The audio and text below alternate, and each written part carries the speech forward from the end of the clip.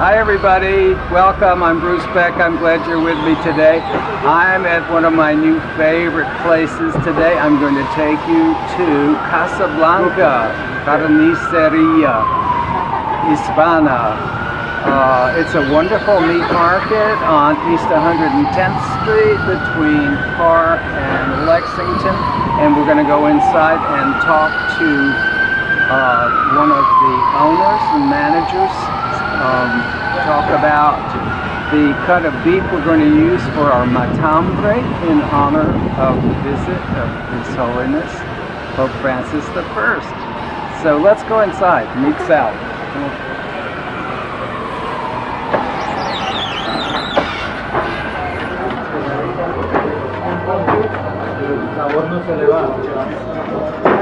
How are you doing? How are you? Good to see you. Good. By the way, I never asked you before. Is your family name Perez or Perez? Perez. Perez. Okay. All right, we got that one. Okay. So I love your market. Tell me about it now. Well, the butcher shop itself has been on this block for over 65 years. It was down a couple of doors? It was actually right next door. Right next door. The original spot was this location, and then the building was condemned, and he moved it there, and then my father bought it from the previous owner.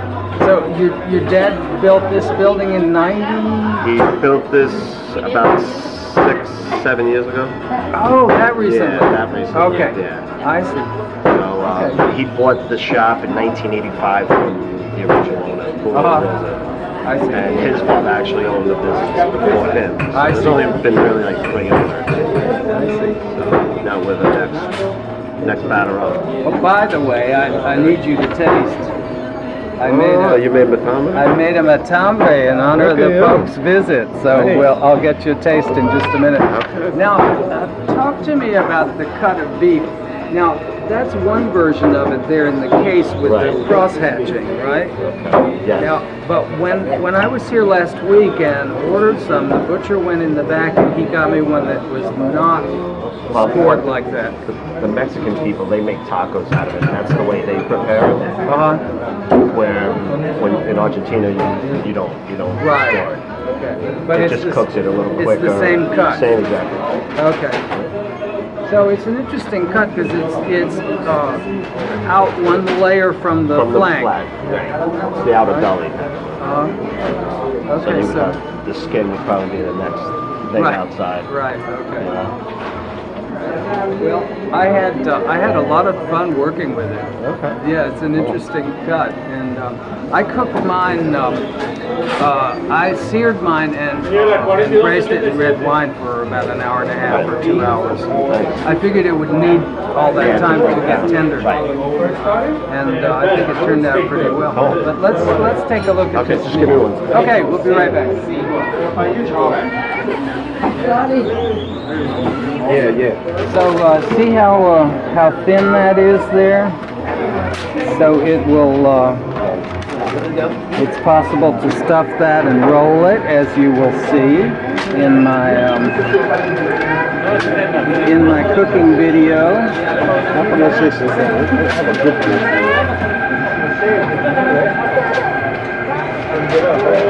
While we're here, I'm going to get a couple of things too. And let me see if we can, we need to get in line. We jumped the line.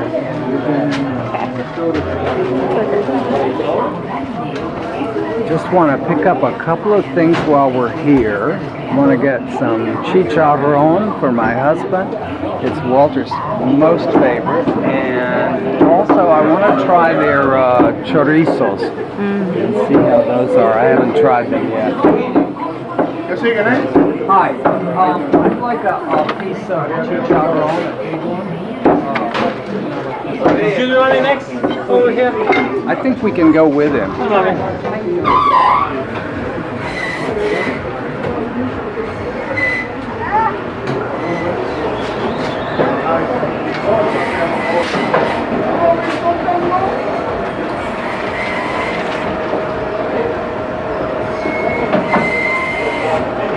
That looks good. All right, nice, huh? And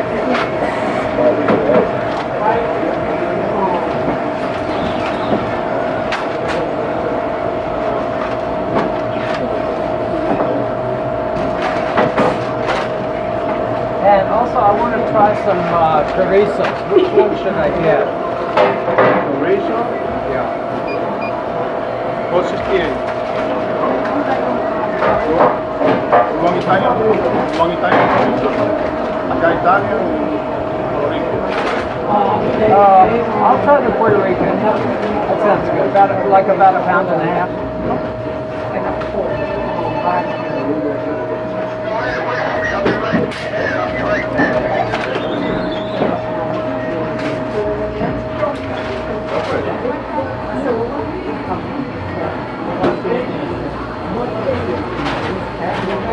Okay, it smells so good.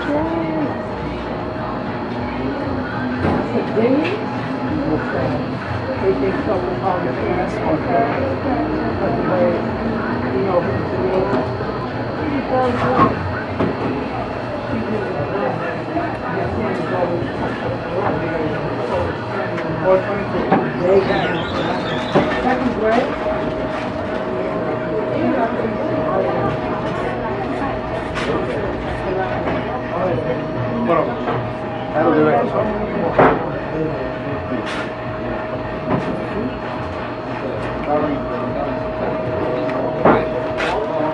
Thank you. So we're going to go and pay Sal, and then the butcher will bring this to us. Let's see. So you have a line. Oh, we got here just in time. Look at the line. Wow. Sorry. Sí, yo también. Pobre.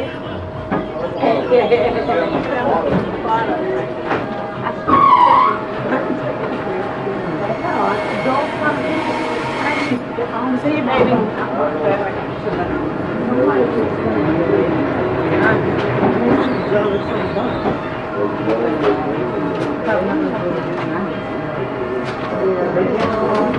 Es de cariño, pues.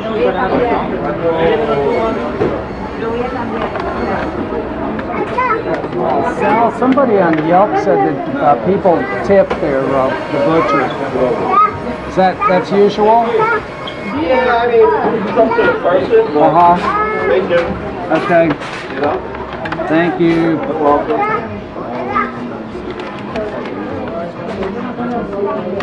So let me get. See if I can't find it. Perfect. Okay. Thank you, sir. You too. So I want to do the right thing. So I have one. Actually, yeah. So how do you like my pattern? Looks good. Here's spinach and roasted red peppers, a few string beans, green olives, and I don't like eggs in things like this because they get so hard and yeah. So instead, I put some leek and some parsnip down the middle for color, and just happened to bring some silverware with me. I like to be prepared.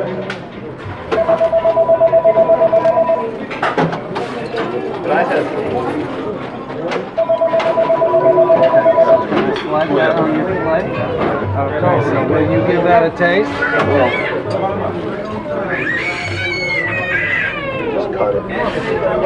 O la compraría Nice and soft. Oh, I didn't make my chimichurri yet. I'm going to do that later tonight. How did I do? Really good. Thank you. Very good. Well, I started with good beef. Thank you. That's really good. Glad to hear it.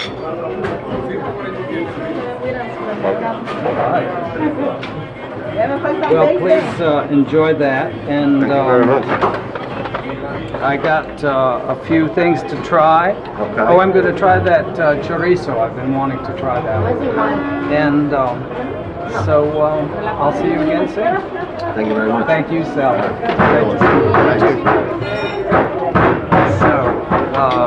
Let's head on home, and we'll try the matambre, but I have to make the sauce first, and so that'll be the next one. Thanks for being here with me today. I forgot to give you the address. It's what's the address? Yeah, 125. 125 East 110th Street. Okay, so that's Casablanca Carniceria, and come check it out. Thanks, everybody. Bye-bye. First, you want to get all your ingredients organized. Grate the cheese, chop the garlic, and add it to the eggs, all of that sort of thing. Then you can combine the eggs and the cheese, and so you'll have all your veggies ready to go. And then it's time to I chose to use some parsnip and some leek with this instead of the more usual carrots and whole boiled eggs, because I don't really like those very well in cooked dishes. So these are the choices that I made. So now we're going to get the meat ready to go. So just put all your goodies aside. A little bit of vinegar on the red onions is always good. Don't forget the spinach. So I'm going to go in fast motion here, and we'll just go through the whole process as quickly as we can so you can see it. You have to do some trimming and also some butterflying on the meat where you have thick parts. So see how I'm just evening that out and patching it on the side where I'm going to start the roll. So make sure you keep the meat always with the grain going in just in the one direction. And then that needed a little more butterflying because it was a thick spot. Then you want to pound it to make it more uniform and to make everything come together. So once you have the meat ready, then you just start to layer up your filling ingredients. A little bit of red wine vinegar, a little salt and pepper. Then we'll start with the egg and cheese mixture. Put that on first. And of course, don't put it right out to the very edge. Leave about an inch or so. And then normally you'd put the spinach next. And then I have those roasted red peppers. We'll do those next. And once we've got a layer of those, then we can add the onions that we doused with just a touch of red wine vinegar. Then the things that have to go lengthwise. So that includes my nice leek, and I split that open a little bit so I could wash it very, very well. Then the parsnips, then our green olives, and then a few green beans too. They always look fun when they're sliced. And that should do it. Okay, so here comes the tricky part now. We have to roll this all up, but don't worry about it. These things are always beautiful, and if some of it falls out, it's not a big deal. So just get that together as neatly as you can and into a nice roll. And then you start with a knot on one end, and then notice that for each successive loop there, I'm just taking the butcher's twine in my hand and giving it a twist so that it will be looped when it is snugged up. So just keep doing that. So it's just all one length of string, gets the whole thing done. Keep it nice and snug as you go along, and then tie it off at the end. Leave some strings so you can pick it up too. I have this nice oval Le Creuset pan that's just the right shape for what we're doing here today, but you'll find something that's long enough. I'll get the pan hot, then add some oil, then lower the meat in, and if it doesn't quite fit at first, don't worry, it will shrink a little and it'll be fine. So we want to get it seared on all sides. So once you have a beautiful sear on the bottom, the seam side, then turn it over, and then you want to hit the two sides as well.